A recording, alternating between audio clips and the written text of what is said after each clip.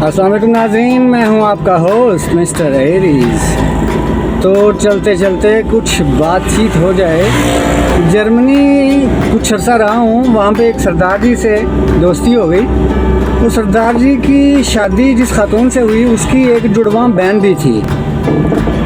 तो मैंने पूछ लिया उनसे कि सरदार जी जब दोनों इकट्ठी हो जाएं तो फिर आप कैसे पहचानते हैं कि कौन बीवी है और कौन सी साली?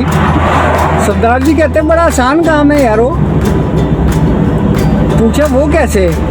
कहते हैं मैं चुटकी नहीं, उनकी ज़ुबान में मैं चुंडी वढ़ता हूँ तो अगर मुस्कुरान लग पवे ता साली, भौंकन लग पवे ते बीवी।